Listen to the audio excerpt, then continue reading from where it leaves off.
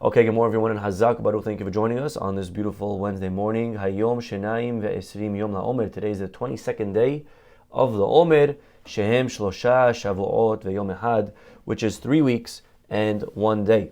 Our Parashat Emor, has in it the details of the holidays of the Jewish people. A very famous paragraph that we read many times throughout the year, throughout the Hagim. Please turn to Parashat Emor, my friends, chapter 23, right in the beginning. Vaydaber Adonai el Moshe lemor. God speaks to Moshe. Daber el bnei Israel ve'amarta lehem. He tells Moshe, say to the Jewish people the following: Moadeh Adonai asher tikreu otam mikrae kodesh elehem moadai. Moed means a fixed time, a meaning. These are my fixed times, the fixed times of Hashem, which you shall proclaim holy. Okay, ele, right? Moadeh Adonai asher tikreu otam mikrae kodesh. You got to make sure you call them holy. What does that mean? You got to call them holy. It means you got to stand up and you got to make kiddush. You got to sanctify the holidays. That's a very simple reading of the text. And elehem moadai, and here they are. The following days are my holidays. And what should it go on and list? If I were to read you the next pasuk, what should the next pasuk be? The next pasuk should be a list of all the holidays. However, look at this pasuk, next pasuk. Sheshet yamim te'aseh melacha. 6 days a week you could work. Ubayom ha'shevi'i Shabbat Shabbaton. The 7th day is a holy day. It's Shabbat. Kol melacha lo ta'asu. You cannot do anything. Shabbati l'Adonai b'chol moshe bodechem. So it tells us here are the holidays, but then it doesn't list them to us. Instead, it goes on and tells us about the day of Shabbat, which is nice. But what is it doing here? Okay, and then the next pasuk. Ele moadei Adonai mikrae kodesh asher tikreu otam moadam. And the following are the holidays. B'chodesh harishon, on the first month, on the 14th day is Pesach, and the 15th day you should eat it, and matzah. And then it goes on and it tells us about counting the Omer, and then it goes on and tells us about the holiday of Shavuot, and then it goes on and tells us about the holiday of Rosh Hashanah, and then it tells us about Yom Kippur, and then it tells us about Sukkot. Beautiful. Beautiful, beautiful. So this is where we have the list. If you want to know where is the list of all the holidays, it's right here. Chapter 23 of Parashat Emor, the book of Vayikra. But again, it needs elaboration. There's a lot going on over here, because it tells us here are the holidays, and then it goes on and tells us about Shabbat, and then it goes back to the holidays. I remember my grandpa, Alav Shalom, he said the following beautiful idea. He said, the pasuk is telling you about the holidays. What do you mean? It tells you about Shabbat. It's telling you 6 days a week you should work, and the 7th day, my grandpa used to say, I believe he quoted the Gaon Mevilna. He said, no. It's telling you a summary of all the holidays.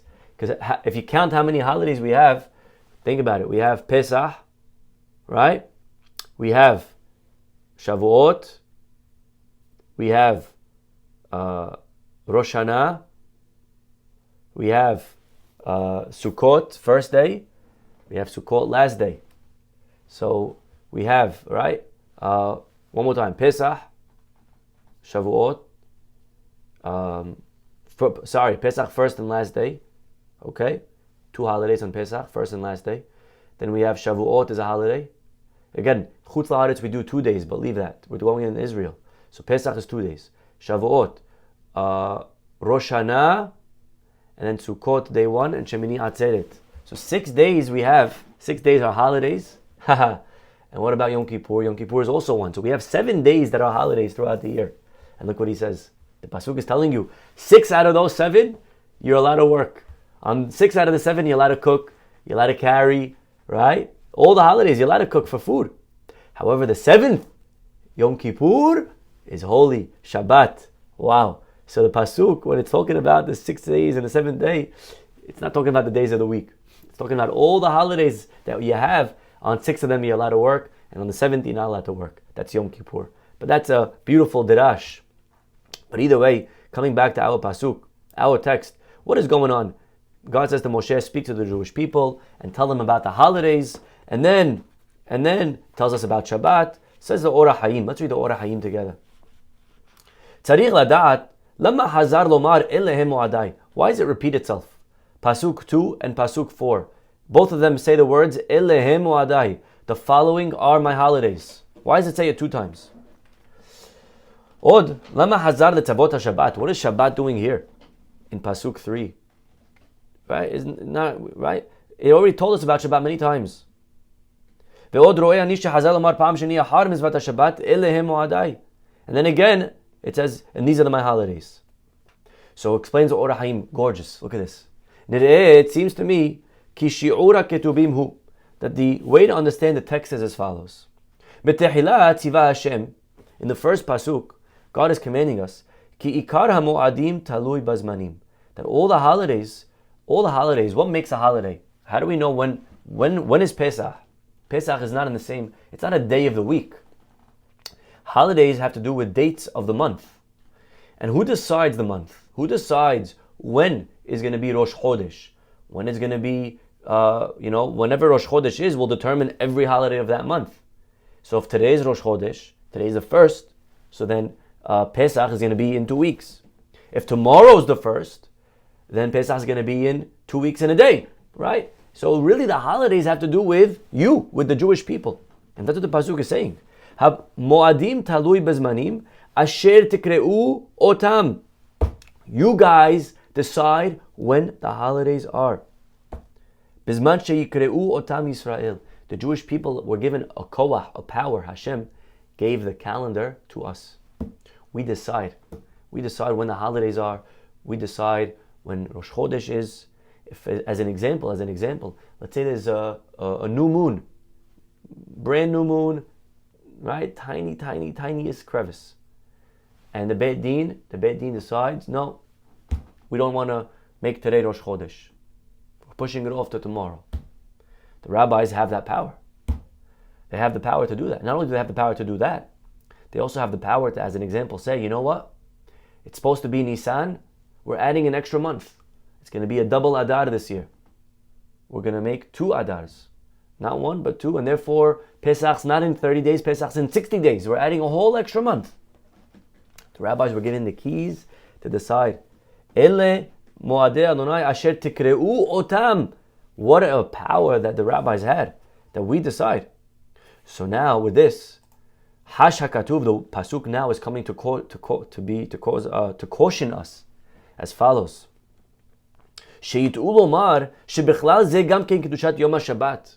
Don't mistakenly think for a second that also Shabbat you guys could decide. Let's say you decide, you know what, this week Shabbat, we're going to push it off a day. Instead of keeping Shabbat this year this week on Saturday, we're going to make Sunday Saturday. We have the power, right? We have the power. If all the Jews get together and agree that this year there's a very important, basketball game on Shabbat, so we're going to celebrate Shabbat a day later. The rabbis decide they're going to push off Shabbat, right? Are we allowed to do that? Therefore, the pasuk has to come and say, Elehim mu'adai. But you guys get all the holidays, but there's one holiday that's mine. Yom Shabbat. The holiday of Shabbat. 6 days a week you could work. The 7th day, I made it holy. The Jew doesn't make Shabbat holy. Shabbat is holy automatically on its own. The only way we can make Shabbat holy, by the way, is by accepting it earlier. That's why it's very important to accept Shabbat early. Because then you're making it holier. But if you don't do anything, it's going to be Shabbat by sunset, whether you like it or not. And there's nothing you can do about it. And therefore, Hashem says, the holidays are yours, but the Shabbats are mine. The Shabbats don't change. They're every single week from the beginning of time, every single Saturday is Saturday. Saturday is Saturday. You could change the names of the dates. You could change today's April. It's a longer month, 28 days, 29 days, a leap year. You could change whatever you like, but the 7th day doesn't budge. That's holy from the beginning of time, and Hashem makes it holy. And that's why we say in the Kiddush on Friday night, we say the blessing, Baruch atah Amonai, blessed are you, Hashem, Mekadesh HaShabbat. You sanctify the Shabbat. That's what we say on Shabbat, but that's not what we say on holiday. On the holiday we say, Baruch atah Hashem, Mekadesh Yisrael ve'azemanim. You sanctify Yisrael, and Yisrael sanctifies the months, the Zmanim. Meaning, we make the Zaman, we make the times holy, we make the holidays holy. So God is Mekadesh HaShabbat. He sanctifies the Sabbath. The Jews sanctify the holidays. And that is a koah that we have. And we know that. We know that this magic that even if the Jews are off, Hashem comes and says, you're not off. You can never be wrong when it comes to holidays. If you decided it's today, it's today. If you change your mind and it's tomorrow, God says, then I'll go to my calendar and I'll cross it off and I'll make it tomorrow. Hashem bases it on us. You know that there was a group of, look at this over here, Gemara Masech Rosh Hashanah. I want to share with you a beautiful Gemara. There were a group of of Jews in history called the Tzedukim. Anyone ever heard of them? The Tzedukim? These were Jews that unfortunately they were reformed. They went off and they changed. Instead of following tradition and Mesorah and Torah Shebe'al Peh, they only went with the literal reading of the text. They're called the Tzedukim. Today they have different names. The Karaites, the Karaim. They follow what the Torah says literally. Literally. We spoke about them in the past. So I'll give you an example. The Torah says that you should, on Shabbat, you're not supposed to have any fire on. Now we know that to mean that you cannot start a fire on Shabbat. You cannot light a match. They say no. You cannot have even a match that was lit from before. You cannot have any fire. You cannot have any fire going into Shabbat. It's very interesting that we have a mitzvah of lighting candles. Maybe it was specific. We light candles. You guys say not to light candles. We light candles. We have fire on Shabbat. And there's a mitzvah to have fire on Shabbat. And we have hot food on Shabbat. Because we're trying to go against the Tzedukim, who at the time, they had a momentum. They were taking a lot of Jews, unfortunately. So they take everything literally. They put tefillin right here, in between the eyes. That's what it says, in between the eyes. Right? They hang the tzitzit on the wall of the house, because it says, Uritem, you should see it. Okay? They take everything literally. One of the things they took very literally, and this was a big point of contention for them, was when exactly we should start counting the Omer. Believe it or not. The time of the year that we're in right now, that Tzedukim, you know when they started counting from? They read the Pasuk literally. The Pasuk says, and we'll see it, it's in this week's parasha, Mahorat HaShabbat, the day after the Sabbath, you should start counting. So, what day is Sabbath? Sabbath is Sabbath, Saturday. So they started counting the Omer from the Sunday that came right after Pesach. Whatever was the closest Sunday to Pesach, that's when they would start counting the Omer. If Pesach fell out on a Tuesday, they would wait all the way 6 days till Sunday and then count the Omer. We did not follow that. What do? We count the day after Pesach. We understand when the Pasuk says Mahorat Shabbat, the day after the Sabbath means the holiday of Pesach. That's what it means. Pesach is also a Sabbath. That's why we call it Shabbat HaGadol, right? So it's a Shabbat in a way. Pesach, the day after Shabbat, we start counting. Whatever Pesach falls out, the next day is the Omer. The Tzedukim said no. We don't count from the day after Pesach. We count from the day after Shabbat, i.e., we count from Sunday. Whenever Sunday is, that's when we start counting. And the Mishnah tells us in Masechet Rosh Hashanah that the minim, these guys, and by the way, they were so dangerous that the rabbis prayed against them in the Amidah. They added a whole prayer. They added a bracha in the Amidah called Laminim and Lamalshinim, just to go against these guys. That's how dangerous they were. Can you imagine? There was 18 brachot in the Amidah. That's why it's called the Shmoneh Esrei. But if you count, you'll count 19. They added a 19th bracha just against these guys. Wild stuff. So the Gemara tells us in Masechet Rosh Hashanah, page 22, that they would accept that originally, when witnesses would come to Beit Din to tell you that they saw a new moon, the rabbis in the Beit HaMikdash, when they would listen to their testimony, they would accept testimony from any Jew. Any Jew, we accepted it. We would interrogate you, and if it made sense, we would receive your testimony. However, once the Tzedukim, they came and they tried to corrupt the system, we no longer accepted testimony from everyone. Rather, we only accepted it from people that we knew, that had a good track record. What did they do? What did they do to try to mess it up? They hired 2 fake witnesses to try to manipulate Rosh Chodesh, and Tosfot explains this at length. They wanted Rosh Chodesh that year to be on Shabbat. It was Pesach. If Rosh Chodesh is Pesach, if Rosh Chodesh cannot be Pesach. If Rosh Chodesh is on a Shabbat, think about this, okay? If you see, let's say it's a full moon, and then right, it started. The moon goes from we don't see it at all to full, then not seeing it at all. And then when you see the tiniest crevice, it's Rosh Chodesh. So that day was falling out near Shabbat. Now for the Tzedukim, that's great. Why? Because if Rosh Chodesh, if the new moon is Shabbat, if you make that day Shabbat, Rosh Chodesh, then 2 weeks later, Pesach will also be on a Shabbat, correct? Pesach is the 15th. And if Pesach's a Shabbat, when will we start counting the Omer, me and you, the Orthodox Jews? We'll start counting on the day after, Sunday. Oh, for them, that works out perfectly, because they also wanted a Sunday. If we start counting the Omer on Sunday, they'll use that as steam, as fuel, to say, look, you see, even the rabbis are doing it on Sunday like us. You get it? So they would always try to manipulate that Rosh Chodesh of Nisan, Pesach month, should be on a Shabbat. And that year it happened to fall out very close. Now, the rabbis looked in the sky, they didn't see anything. So Rosh Chodesh will not be today on Shabbat. It'll be tomorrow on a Sunday. Now that ruins their whole plan. So they hired 2 witnesses to go in and to testify that they saw it on last night, on Friday night. Okay? They saw a new moon on Friday night. And then one guy gave the testimony. The second guy, they didn't realize, the Tzedukim didn't realize that they hired a man from us, Orthodox, inside man. So when he came, he ended up giving a testimony with a wink in his eye that made the rabbis understand that he was bribed. And the rabbis, they paid him, they thanked him, they let him keep the money that they tried to bribe him.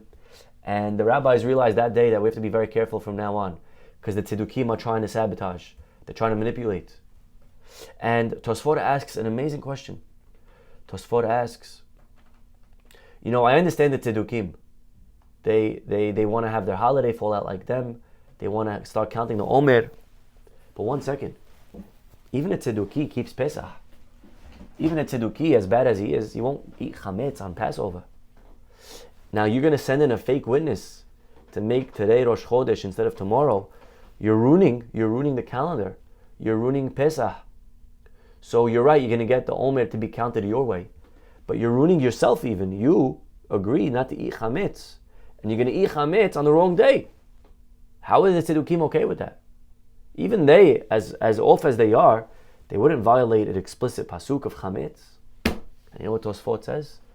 Tosfot says, no, the Tzedukim weren't worried about eating chametz on Pesach, because they knew that even if they're wrong, they're right. Because they saw this pasuk, Ele moadei Adonai mikra kodesh asher tikreu otam. You guys, God says, you guys decide when the holidays fall out. And so the Tzedukim knew we cannot be wrong. Because if the testimony goes in, and the rabbis stand up and declare today the new month, then today is the new month. And you can't be wrong. We cannot get holidays wrong once the Beit Din decides. Wow, that's really, really fantastic stuff. So even the Tzedukim, they saw this derasha, which is a little bit contradictory. That on the one hand, they don't believe in oral tradition, but on the other hand, they accept oral tradition. That we decide, right? So it's like a little bit contradictory. But you see, that's the hypocrisy in Sheker, unfortunately. But they said, look, we decide. Asher tikreu otam. And the pasuk doesn't say otam with a vav. It doesn't spell it aleph, vav, taf, mem. It spells it aleph, taf, mem. The vav is missing. Because you were supposed to read it atem. You, the Jews, you decide when's the holidays. And therefore, God was worried. We may then come and think that just like we decide when the holidays are, we could decide when Shabbat is. And therefore, the pasuk has to come and interrupt and say, by the way, Shabbat's are mine. Right? Don't mess with Shabbat. Shabbat is mine. That's the right there, right in between. Sheshet yamim. There's 6 days a week you could work. Ubayom hashavi, but on the 7th day, Shabbat Shabbaton Mikrai Kodesh. Shabbat hi ladonai. The pasuk is very clear. It's Hashem's day. Don't mess with it. And then the next pasuk. And then Ele moadei Adonai mikra kodesh asher tikreu otam. And then these are the holidays that are for you. And it lists Pesach, Shavuot, Sukkot, Rosh Hashanah, etc., etc., etc. Okay, beautiful. That's one answer of the Ora Hayim of why it repeats itself. Because first it's telling us about the holidays in general, then it has to come and interrupt and say, but don't mess with Shabbat. And then it goes back and says, okay, now here are your holidays. Od nir'eh, another answer. Why does it repeat? You guys call it and you guys call it. 2 times. Again, in Pasuk 2 and in Pasuk 4. And explains the Orah Haim. He quotes the Rambam. Over here. The Rambam writes, Al shelosha simanim me'abrin hashana. The Rambam writes, why would we ever add a month? What are reasons that the rabbis would add a leap year? Right? We just had this year, double Adar. Right? That's why the holidays are so late. Why? Why would the rabbis do that? Based on what? What would determine whether or not to add a leap year? And he says as follows. 3 indicators. Alat kufa, if the season, number 1, if Pesach would be already too early, meaning Pesach always has to be in the spring. So if Pesach would fall out in the winter, that's too early. So we would add a month to delay Pesach 1 month so that it falls out in the spring.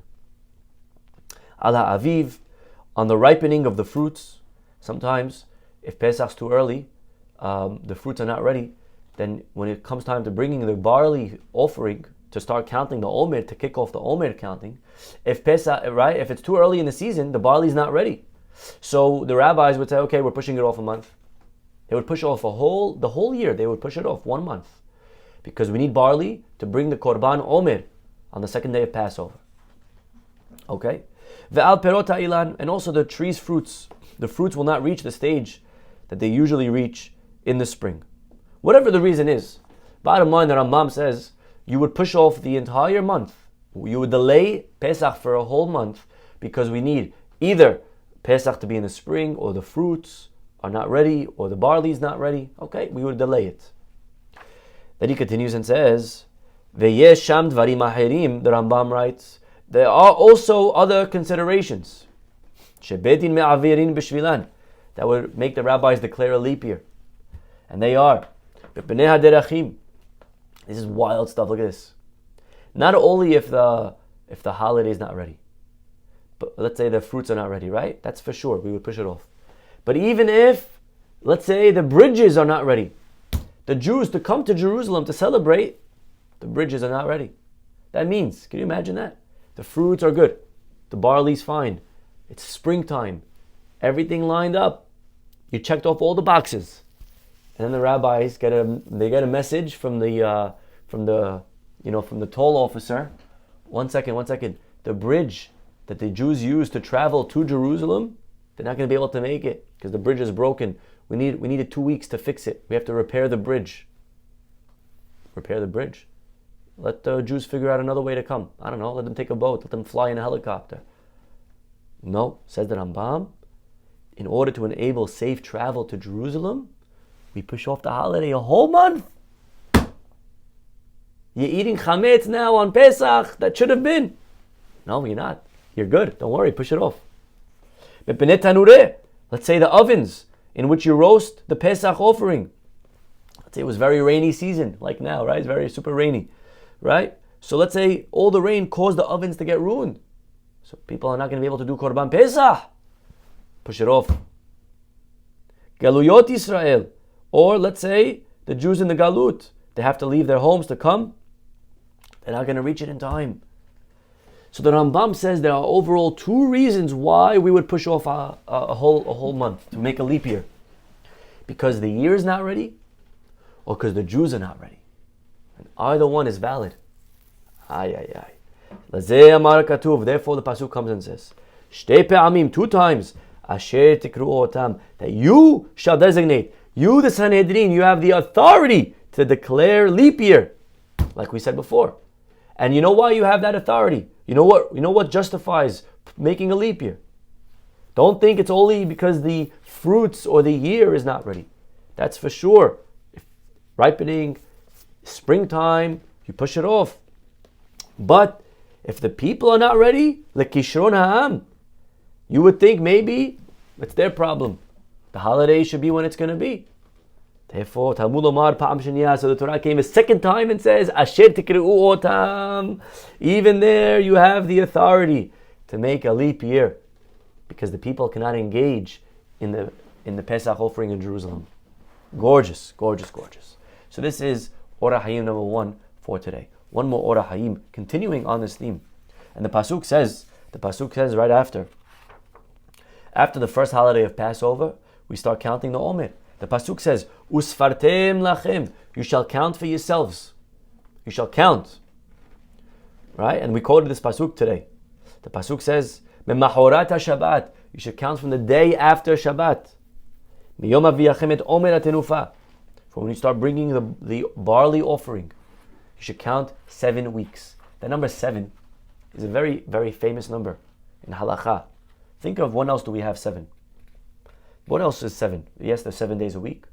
But what else is 7? Anyone know? There's 7. And it's not just 7. The pasuk says count 7. When else do we count 7? We count 7, says the Ora Hayim.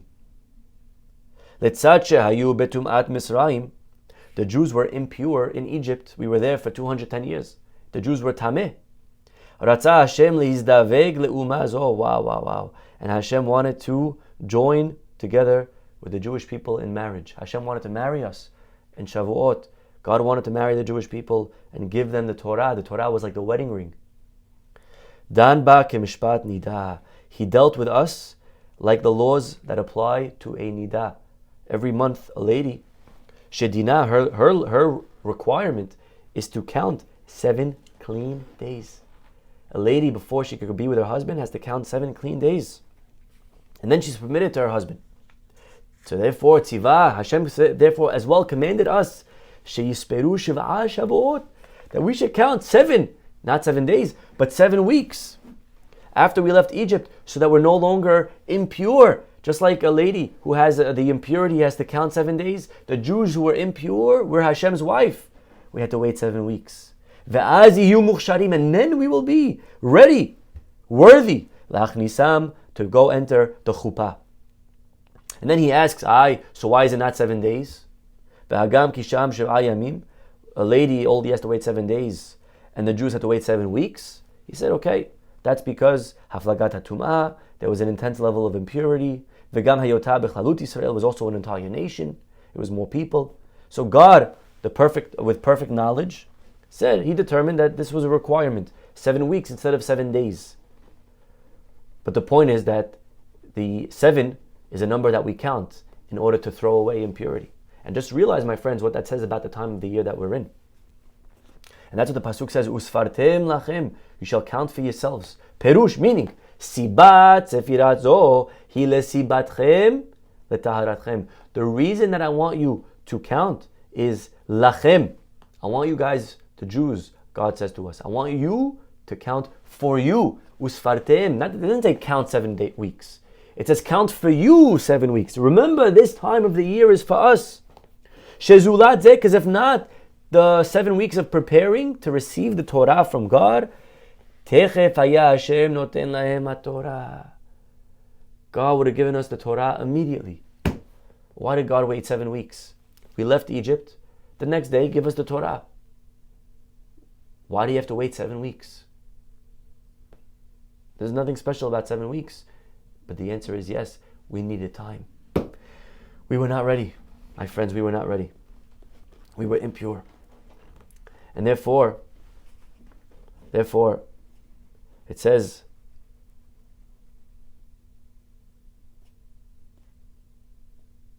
that's why it says to count 7. And then he adds this beautiful caveat. He says, wow. Why do we count 7 weeks from the day after Passover? Shouldn't it be from Passover? Let Pesach be day 1. Pesach's day 1. The next day is day 2. No. The next day is day 1. Pesach is not counted as one of the 49 days. Why not?